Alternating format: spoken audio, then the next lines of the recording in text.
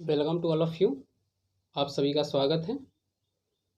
तो आज हम लोग डिस्कस करने वाले हैं, वो टॉपिक है आपका EMI, जिसका फुल फॉर्म इलेक्ट्रोमैग्नेटिक इंडक्शन होता है ना। तो हम लोग जो आज डिस्कस करेंगे सो EMI के बारे में डिस्कस करेंगे, और उसका सबसे स्टेप जो हम पहला स्टेप डिस्कस करेंगे सो आपका है मैग्नेटिक फ्लक्स। क्या है? मैग्नेटिक फ्लक्स, जिसे डिनोट करते हैं 5E से। ठीक है, जिसे डिनोट करते हैं 5E से। तो कॉपी पेन निकालिए और नोट बनाना स्टार्ट कीजिए। ओके,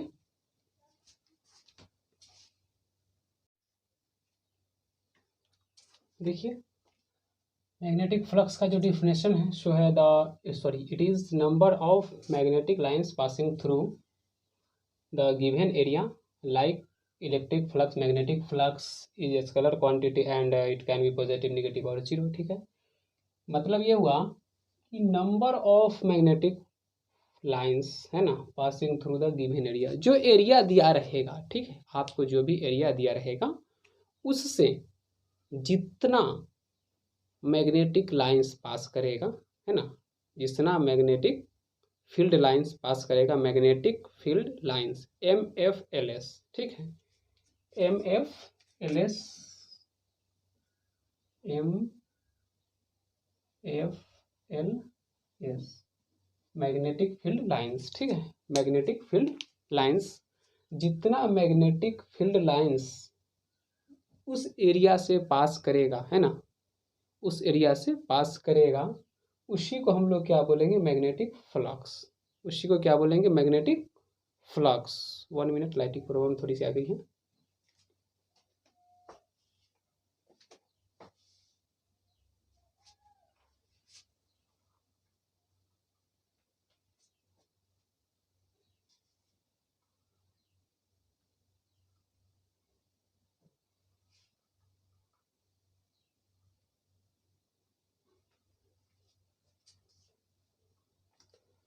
तो उसी को हम लोग क्या बोलेंगे? Magnetic flux. यानी उस एरिया से जितना number of magnetic lines pass करेगा, उसी को हम लोग क्या बोलेंगे? Magnetic field. क्या बोलेंगे? Magnetic flux. मैग्नेटिक फील्ड नहीं, मैग्नेटिक फ्लक्स। उस एरिया से जितना मैग्नेटिक फील्ड लाइन पास करेगा उसी को हम लोग क्या बोलेंगे? Magnetic flux. मैग्नेटिक फ्लक्स क्या होता है? अब देखिए, आपका मैग्नेटिक फ्लक्स और इलेक्ट्रिक फ्लक्स, है ना, लाइक इलेक्ट्रिक फ्लक्स और मैग्नेटिक फ्लक्स, ठीक है, दोनों का दोनों आपका क्या होता है? स्केलर क्वांटिटी होता है, वेक्टर क्वांटिटी नहीं होता है। दोनों क्या होता है? स्केलर क्वांटिटी होता है। And can be positive, negative और जीरो। ये पॉजिटिव भी हो सकता है, नेगेटिव भी हो सकता है, इवन जीरो भी हो सकता है ना। ये आपका धनात्मक, ऋणात्मक और शून्य, तीनों का तीनों हो सकता है, इलेक्ट्रिक फ्लक्स और मैग्नेटिक फ्लक्स। ओके, नेक्स्ट आपका है mathematically magnetic flux is calculated by following equation. देखिए इसका इक्वेशन क्या होगा? पहले ही आपको हम बता दिए थे कि इसको 5E से डिनोट किया जाता है ना, 5E से डिनोट किया जाता है मैग्नेटिक फ्लक्स को। सो 5B, 5B इक्वल टू आपका B, यानी मैग्नेटिक फ्लक्स और एरिया वेक्टर। मैग्नेटिक फ्लक्स और एरिया वेक्टर, है ना, मैग्नेटिक फ्लक्स और एरिया वेक्टर लेंगे, लेकिन क्या करेंगे? यहाँ पे इंटीग्रेशन का साइन दे देंगे, क्योंकि देखिए इसमें क्या लिखा हुआ है? Number of magnetic field lines, है ना, नंबर ऑफ मैग्नेटिक लाइंस, यानी जो भी मैग्नेटिक लाइंस पास करेगा, यानी नंबर ऑफ, यानी बहुत सारी, नंबर ऑफ कहने का मतलब बहुत सारी मैग्नेटिक लाइंस पास करेगा, तो उसी को काउंट करने के लिए हमें इंट्रीग्रेशन का यूज करना पड़ेगा। किसका? इंट्रीग्रेशन का। इसीलिए मैंने इंट्रीग्रेशन का साइन लगा दिया है। तो क्या हो जाएगा आपका 5E equal to integration B vector और DA वेक्टर, है ना, एरिया वेक्टर। ठीक है, DA वेक्टर आप यहाँ पे डॉट दे सकते हो, B डॉट DA, है ना। सो इसको आप क्या लिख सकते हैं? इसको देखिए, अब यदि मान लीजिए इफ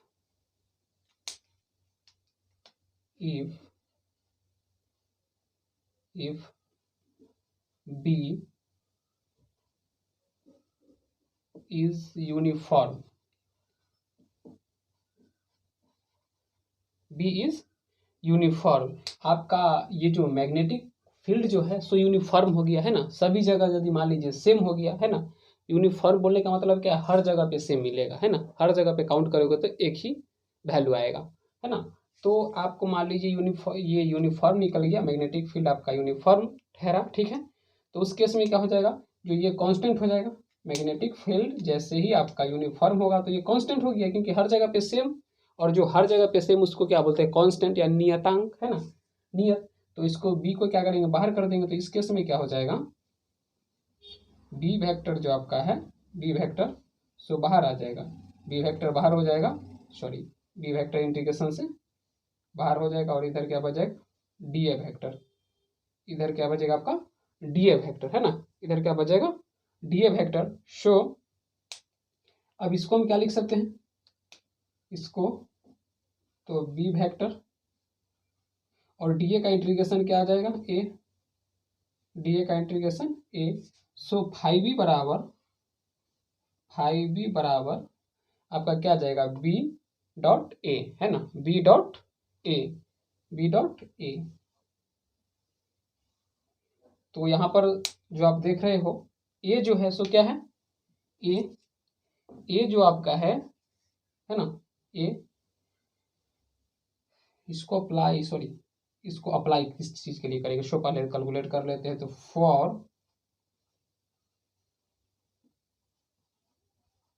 यूनिफॉर्म मैग्नेटिक फील्ड यानी फाइव ई मैग्नेटिक फील्ड,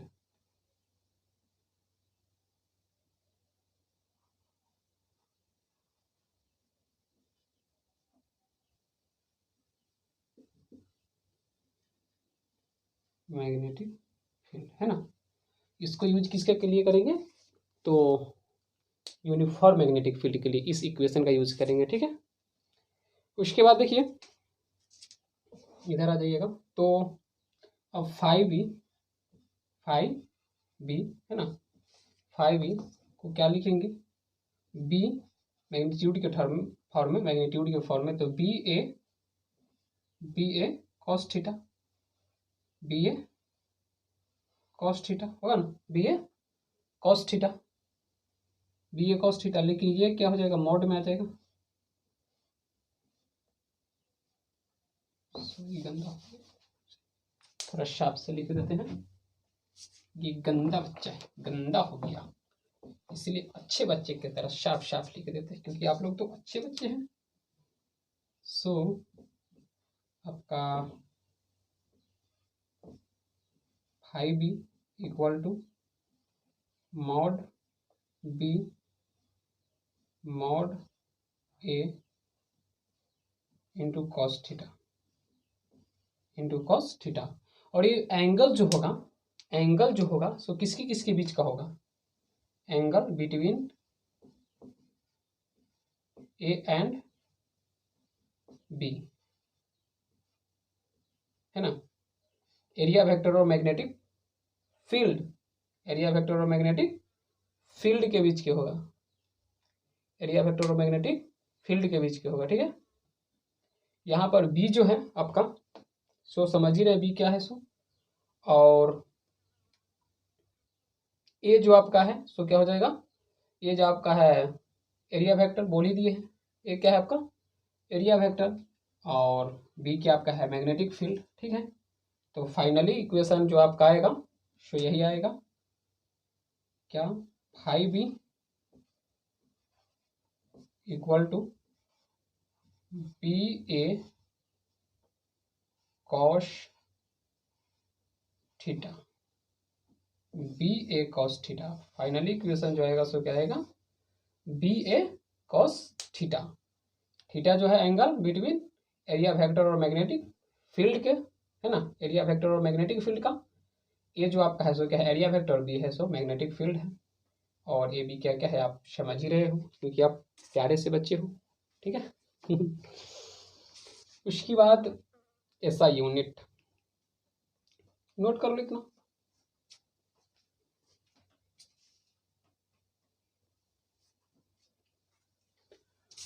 उसके बाद ऐसा यूनिट की बात करते हैं। तो ऐसा यूनिट आपका जो होगा, SI unit SI unit, so weber होता है, WEBER, वेबर, नॉट फॉर देवर, वेबर, WEBER, इसको आप लिख सकते हो WB, है ना, शॉर्ट में WB लिख सकते हैं। वही फंडामेंटल यूनिट की बात करेंगे, फंडामेंटल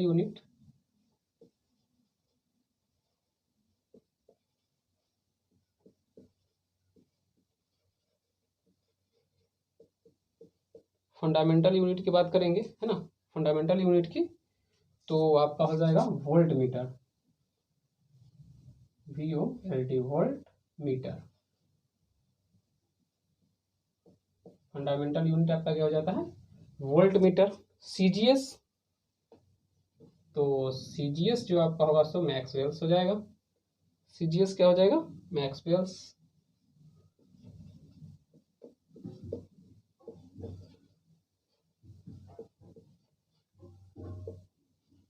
CGS क्या हो जाएगा, मैक्सवेल्स, ठीक है। तो मैग्नेटिक फ्लक्स का जो इन्फॉर्मेशन था वो आपको मैंने दे दिया, नोट कर लीजिए। इसके बाद क्वेश्चंस कर लेते हैं। ओके,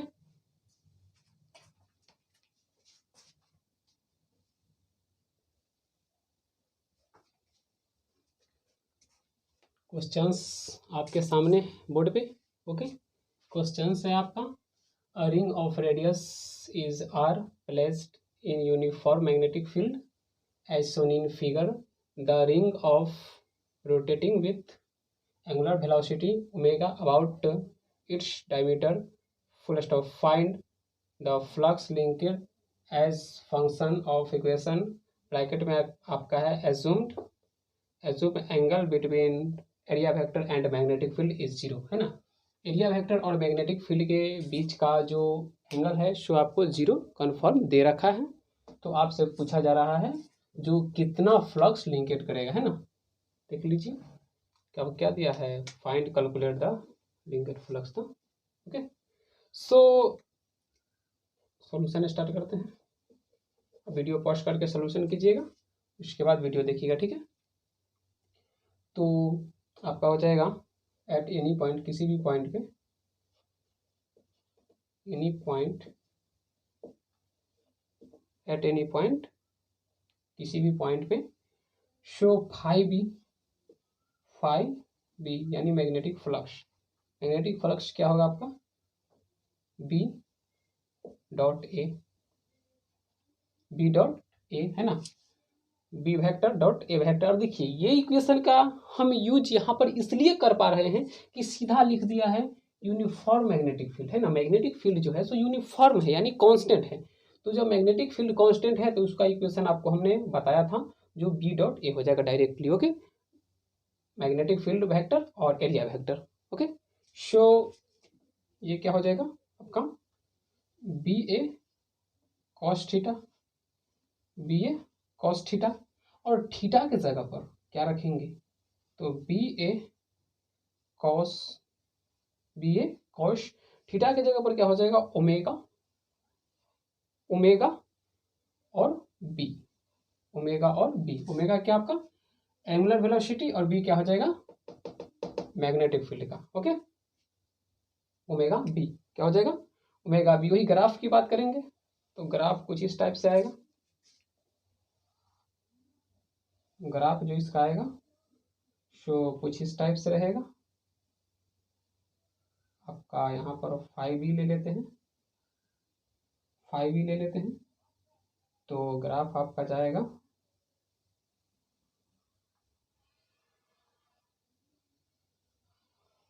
है ना, ठीक है। तो यही आपका ग्राफ आएगा, ऑब्जेक्टिव में पूछा जा सकता है, कंपटीशन में पूछा जा सकता है। ओके, तो नोट कर लीजिए क्वेश्चंस को, साथ में सॉल्यूशन भी है। देखिए आपका क्वेश्चंस जो है शो है, a bar magnet is moving with constant velocity along X axis of circular loop with velocity v naught, full stop. It bar magnet approaching the circular pole which north pole towards the loop, then five will, ठीक है, जो five जो आपका है so increase करेगा, decrease करेगा, constant रहेगा या नॉन ऑफ दिस, इसमें से कोई ऑप्शन नहीं है। तो देखिए ये आपका क्या है, है ना, सर्कुलर रिंग है ना, सर्कुलर रिंग है, और सामने मैंने क्या किया, एक बार मैग्नेट रख दिया है। तो ज़रा देखिए जब हम वेलोसिटी देंगे इसको, वेलोसिटी भी नॉट, यानी वेलोसिटी रहेगा, तो वेलोसिटी को आने से क्या हो जाएगा, जो नंबर ऑफ फील्ड है ना, नंबर ऑफ फील्ड का लिंकेज बढ़ जाएगा, है ना, नंबर ऑफ फील्ड जो है सो ज़्यादा सा लिंक करने लगेगा, भले ही कांस्टेंट है, बट क्या होगा, नंबर ऑफ फील्ड जो है सो ज़्यादा लिंक करने लगेगा, और ज़्यादा लिंक करने का मतलब क्या है, फाइव बढ़ जाएगा, है ना, फाइव बढ़ जाएगा। तो फाइव बढ़ जाएगा मतलब क्या है, फाइव इंक्रीज कर गया, सीधा आंसर क्या हो जाएगा, फाइव इंक्रीज कर गया, है ना, फाइव इंक्रीज कर गया। सो यहाँ से क्या लिख सकते हैं, इस कंफ्यूजन को देखते हुए, will will we can, will नहीं, we can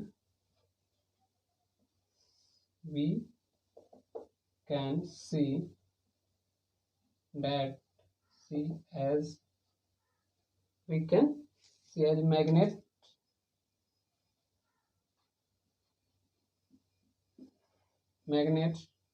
is moving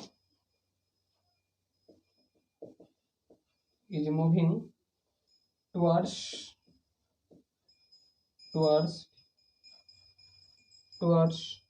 the loop the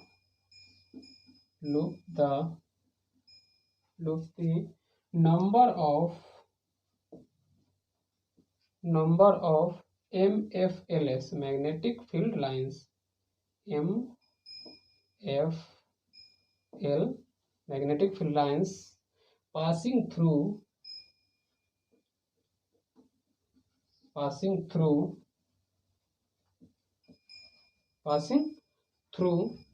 the area